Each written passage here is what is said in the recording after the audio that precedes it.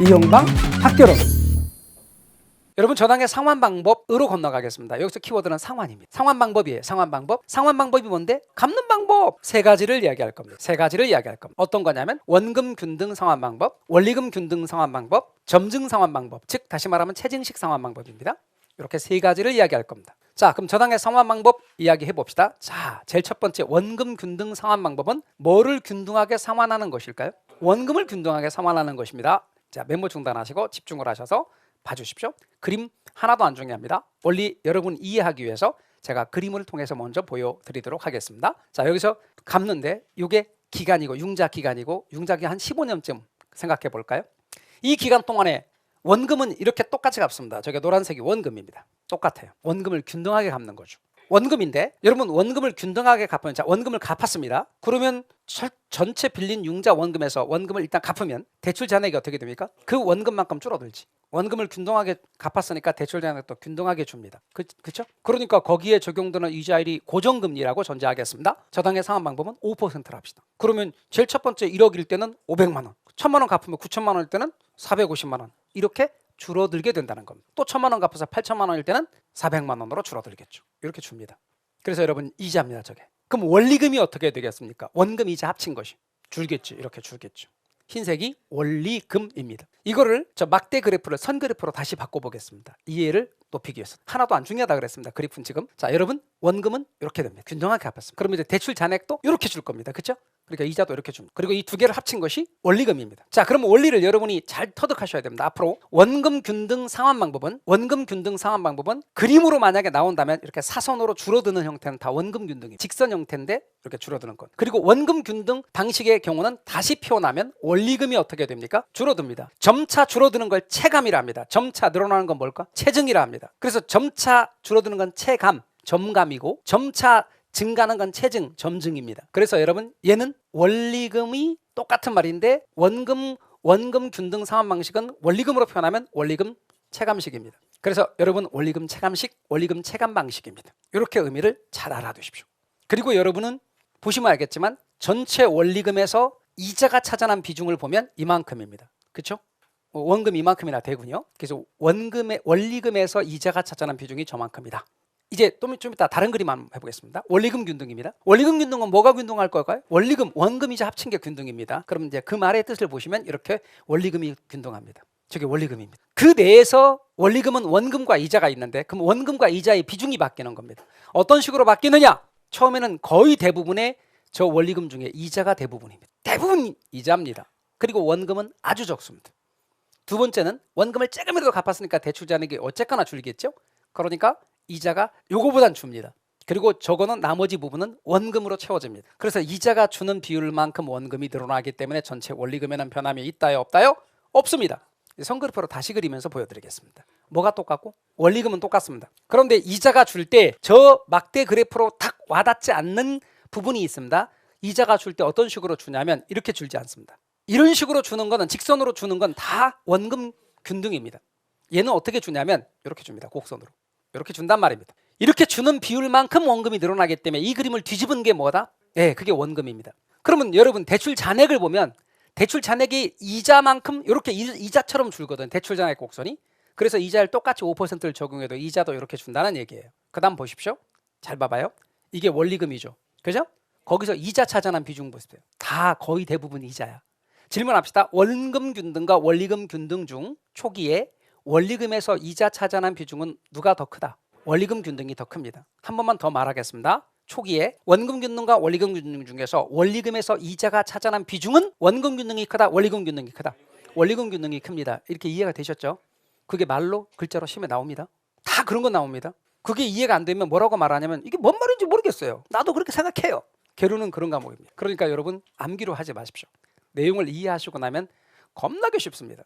이제 원리금 상환액을 다시 표현해 보겠습니다. 참 봐주세요. 원리금 상환액만. 여러분 원리금 상환액만입니다. 원리금이 이렇게 줄어드는 건 이게 무슨 방식이게? 원리금 체감식. 원리금 체감식이 원금 균등입니다, 여러분. 원리금 체감식이야, 저게. 그래서 제가 누차 말씀드리다시피 원금은 균등한데 예컨대 원리금이 어떻게 되느냐? 막 그에 따라서 원금은 균등하되 그런데 원리금이 어떻게 되느냐? 준다. 그러니까 원금은 균등하고 원리금은 체감하는 방식이 원금 균등, 원리금 체감식. 그런데 자주 까먹습니다. 그래서 뭐라고 말하냐면 원금 균등 그러면 아니 안 균등하지 않은데 왜 자꾸 균등이라고 하나요? 이렇게 물어본다고. 이건 뭐고? 원리금이고 그 안에 원금은 균등하고. 그래서 이게 같은 거. 그 다음에 원리금 균등은 이렇게 되는 거. 됐나요? 자, 그 다음 또 하나 있어요. 여러분에게 짚어드리고 싶은 거. 자, 메모 중단하고 설명을 들으셔야 돼요. 부탁드려요. 제발 제 말을 좀 들어봐 주세요. 여러분에게 여쭤보고 싶은 거. 이 높이가 뭐게? 원리금이요. 원리금. 이 높이 뭐게? 원리금. 그러면 이게 뭐게? 총원리금이요. 이거는 원리금 하나고 이거는 총원리금. 이해가셨어요? 총원리금과 똑같은 말을 말씀드릴게요. 여러분 누적이라는 말을 혹시 아세요? 누적? 더하는 거. 원리금 다 더하는 거. 이게 누적 원리금 상환액이야. 누적 원리금 상환액과 총원리금 상환액은 같은 말이에요. 이게 총원리금 상환액. 뭔 말인지 아셨죠? 자, 그다음 또 다시. 이게 뭐게? 원리금이요. 이게 원리금.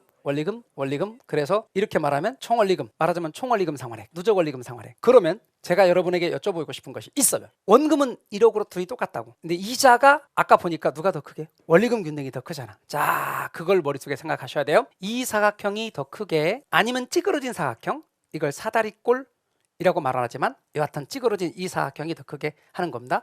자, 여러분, 그건 위에 있는 반듯한 사각형이 원리금 균등이고 찌그러진 사각형 사다리꼴 형태가 원금 균등이야. 그러면 원리금 균등이 더 크게, 원금 균등이 더 크게? 원리금 균등이 더 큰 거 아시죠? 네, 더 큰 겁니다. 그리고 그림으로 봐도 이렇게 그려야 됩니다. 위로 올라간 삼각형 부분과 쏙 들어간 삼각형 중에서 어느 게 더 크게? 위에 올라온 게 더 커? 밑으로 들어간 게 더 커? 이게 더 크다고? 여러분 눈에 놓을 때 이게 더 크게 보여? 이게 더 크게 보여? 그건 눈이라고요? 아, 이게 다 초점이야? 이게 더 커, 이게 더 커. 이게 더 크지. 그러니까 면적은 이렇게 원리금이 더 커야지. 그래서 여러분 이걸 똑같이 만약에 그림을 이렇게 그리면 되는가 안 되는가 봐봐요. 딱 한가운데. 그래서 올라온 것과 내려간 게 똑같이 그리는 거. 이거 돼 안 돼? 이거 안 돼요. 그러면 어떻게 돼? 이 둘이 면적이 똑같은 거지. 똑같이 그리면 안 된다니까. 그러면 어떻게 해야 되냐면 요게 작고 요게 크게 그려야 돼. 그러려면 요 부분이 딱 교차하는 부분이 한가운데가 아니야. 앞쪽으로 치우쳐 있다고. 제 말 이해가 되셨어요? 그렇게 돼 있어요. 그렇게 돼 있다니까. 그래서 그림도 저렇게 그린 거예요. 근데 사실은 이런 그림 비교 설명이 옛날에는 없었다니까요. 이런 얘기가 책을 제가 쓰는데 책이 없었다니까요. 이런 그림을 제가 그렸다니까요. 다 설명을 위해서. 그러면 이제 그 전에 있는 출판사에 제가 이제 이걸 주죠. 못하는 그 아래야 한글 막 그림도 팍팍 딴 데 막 가고 그런 걸 모아가지고 막 이렇게 가지고 시간 공 들여가지고 다 만듭니다. 보냅니다. 출판사 직원한테 연락이 옵니다. 교수님 보내준 자료가 조금 이렇게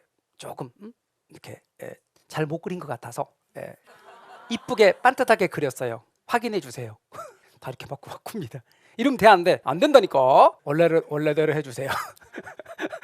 이렇다니까요. 그러니까 여러분 다시 한번 말씀드리지만 이게 앞쪽에 치우쳐 있다. 이렇게 된다 하는 것 알아두시면 좋겠습니다. 그것도 여러분 알아두시고 그 다음 또 하나 이제 대출잔액도 얘기해 볼 거예요. 여러분 대출잔액이 이렇게 주는 게 뭘 것 같아? 원금 균등이야 원리금 균등이야? 대출잔액 이렇게 주는 거? 제가 직선으로 사선으로 이렇게 주는 건 다 뭐라 그랬어? 원금 균등이요. 원금을 균등하게 갚았으니까 대출잔액을 이렇게 준다고. 그 다음에 여러분 원금을 이렇게 갚으면 대출잔액이 이렇게 줄겠지. 그러니까 이자 곡선처럼 생기는 게 바로 원리금 균등이라고. 됐죠? 자, 그렇게 감 잡으시고 또다시 이제 말로 한번 정리해 볼게요. 글로. 여러분 융자 기간 동안 원금 상환액은 동일하니까 원금 균등이죠. 그렇지만 이자 지액은 점차 줄죠. 그게 대출 잔액이 줄기 때문에 그런 거죠. 대출 잔액도 줄고 원리금 상환액도 줄지. 그래요 안 그래요?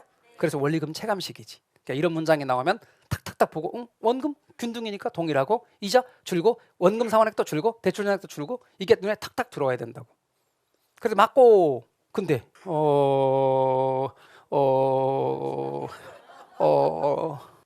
이런다고. 그 다음 또 봐요 여러분. 시간이 지날수록 대출잔액이 줄기 때문에 이자도 준다고요. 됐죠? 그리고 초기에 많고 후기에 적다고 원리금이. 그래서 원리금 체감식이라고요. 머릿속에 원리금 체감식, 원금 균등만 넣어놓으시면 됩니다. 그러니까 여러분 나는 좀 정리 좀 하고 싶어. 그럼 딱 한 가지야. 원금 균등하고 원리금 체감은 같은 의미라는 거. 그것만 딱 알면 된다고. 또 갈게요. 원리금 균등입니다. 뭐가 균등하여? 원리금이. 그래서 원리금 상환액은 동일하지만 그 안에 원금과 이자가 다른데 이자 주는 비율만큼 원금이 들어. 그래서 원금은 점차 늘고 이자는 주는데 이 비율이 둘이 똑같아서 원리금에는 변함이 없어요. 그래서 얘는 이달에 30만 원 갚으면 다음 달에 얼마 갚는 거예요? 30만 원 원금이자. 이번 달에 30만 원, 다음 달에 30만 원, 그 다음 달에 30만 원. 그러니까 이해하기 쉽지. 차입자가. 계획도 세우기 쉽지. 이걸 이해를 못 하시고 어떤 분이 나중에 계산 나오는데 나는 이게 어려운데 왜 이해하기 쉽다 그러나요? 아니 매달 똑같다. 계획 세우기 쉽다 그래서 그 뜻입니다. 그 다음 비교해 드리려고요. 이 둘을 비교하기 위해서 그림 또 그려볼게요. 자꾸 여러분이 이제 원리를 이해하는 게 제일 중요하니까. 자, 원리금 상환액만 다시 모았어요, 여러분. 그러면 이렇게 주는 게 원금 균등이자 동시에 원리금 체감식, 원리금 체감식, 원리금 체감식. 아직 서툴러서 말이 헛나와요. 체증식 이러면 안 돼.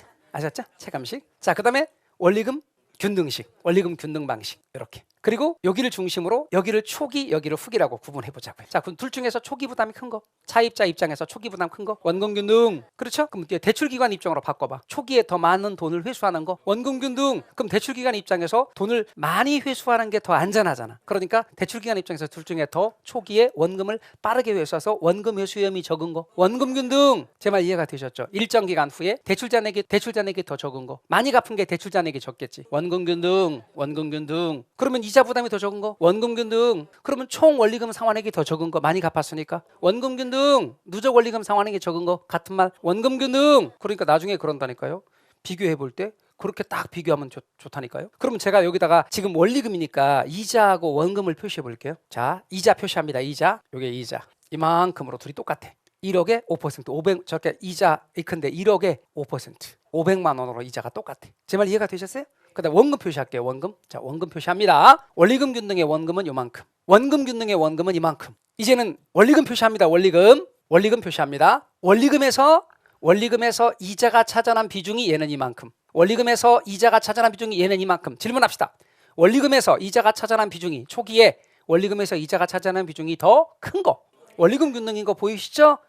대부분 다 이자잖아. 그 얘기를 말하는 거예요. 그럼 이제 글로 또 해야지. 상환 첫 해, 초기, 원리금 상환액은 둘 중에 누가 더 크다? 원금 균등. 그림으로 봤잖아. 원금 균등이 더 위에 있잖아. 많이 갚았다니까? 또 그새 까먹었죠? 원금 균등이 더 많이 갚잖아. 원금 균등. 원금 균등이 더 크다. 그 다음, 대출자 입장에서는 차입자에게 어떤 방식으로 대출해 주는 게 원금 회수 측면에서 안전하다? 이 말을 뒤바꿔서 원금 균등. 더 빠르게 회수하니까 원금 회수 측면에서 안전하다. 그 다음, 제가 초기에 원리금에서 이자 차지하는 비중은 누가 더 크다? 원리금 균등. 그 다음, 차입자가 대출액을 중도 상환할 경우 남은 대출 잔액은 많이 갚은 놈이 더 적겠죠. 누가 많이 갚았죠? 원금 균등이 더 적다. 너무나 간단하고 간단한 내용들이에요. 다 이해된 거 글자로. 그러면 이제 글자를 보고 여러분이 답을 탁탁탁 찾아내는 연습을 하시는 거지. 그래서 그런 키워드만 제가 탁탁 이제 앞으로 짚어드릴 거라고. 그럼 이제 좀 이따가 제가 살짝 외우는 법도 보여드리긴 하겠는데 얼마나 간단한지 몰라요. 근데 이게 앞쪽에서 시험에 제일 잘 나온다는 거 아닙니까? 이제 세 개 비교해 드릴게요. 또 다시 그림으로. 자, 여러분 이렇게 되는 게 뭐라고 그랬지? 원리금이 원금 균등, 원리금 체감식. 이게 원리금 체감, 원리금 체감식. 그럼 원리금 균등이지. 여기를 중심으로 나눠서 초기, 후기로 구분하고, 그럼 이놈을 뒤집으면 원리금 뭐가 될까? 체증. 그게 체증식이야. 이걸 뒤집은 거 이렇게 뒤집으면 원리금 체증식. 그 체증식 윤곽 상환 방법을 점증 상환 방식이라 그래요. 뭐라고요? 점증 상환, 점차 증가하는 거. 점증 상환이라고도 한다고요. 점증 상환 방식, 원리금 체증식. 이게 원리금 체증식, 이게 원리금 체감식. 저희 세 개를 비교해 볼게요. 셋 중에서 초기 부담이 제일 큰 거, 원금 균등 그럼 제일 작은 거, 체증식. 중간에 원리금. 그럼 여러분 이 세 가지가 있을 때 뭐를 기준으로 해서 외우실래? 여러분 원리금을 기준으로 하잖아요. 그러면 기준으로 안 한 거하고 똑같아. 걔는 기준으로 하면 절대 안 되는 거예요. 뭐를 기준으로 할래? 원금 균등을 기준으로 하는 거예요. 그러면 걔하고 대칭은 체증식 중간에 무조건 원리금 껴놓으면 끝이야. 그래서 여러분 초기 부담을 보면 뭐가 제일 크고 원금 균등이 제일 크고 뭐가 제일 작고 체증식이 제일 작아. 그래서 앞으로 부담을 외우는 방법은 원체야. 뭐라고요? 원체라니까. 원체 부담이라고. 그래서 원체 부담이 커. 그래서 여러분 항상 그렇다니까. 그래서 원체 부담이 원체 부담. 그리고 가운데 원리금이고. 이거 원금 균등, 이게 체증식, 중간에 원리금이라고. 이해가셨어요? 그럼 나머지는 뭐야? 나머지 다 물어보면 채원이야. 대출 잔액은 누가 제일 작아?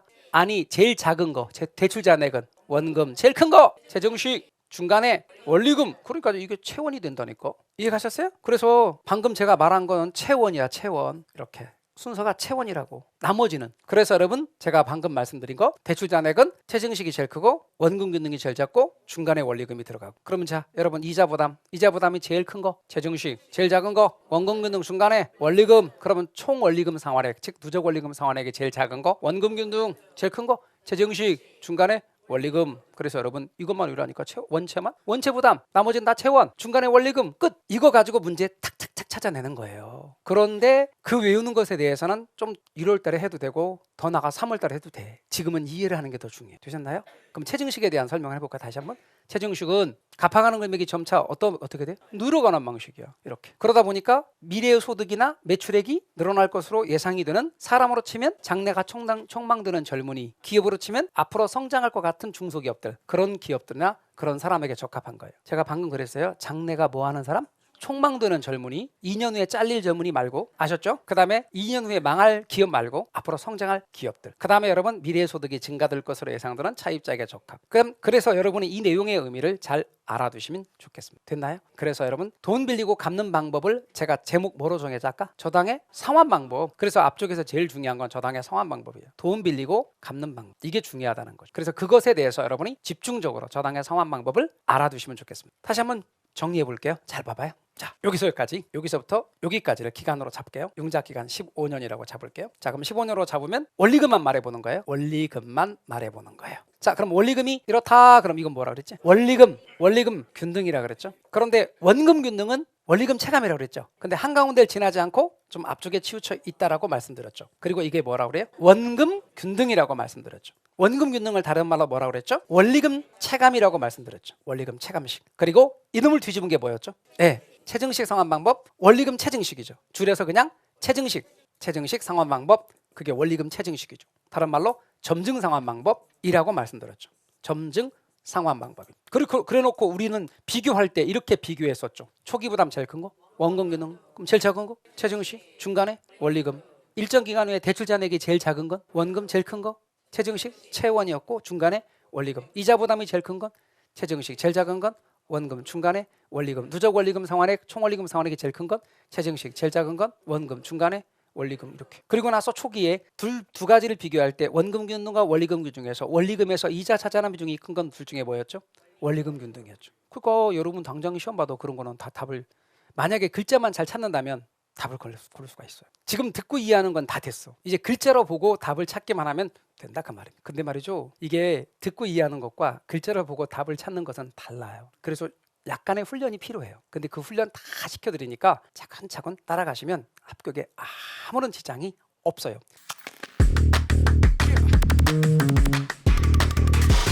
이용방 학교론.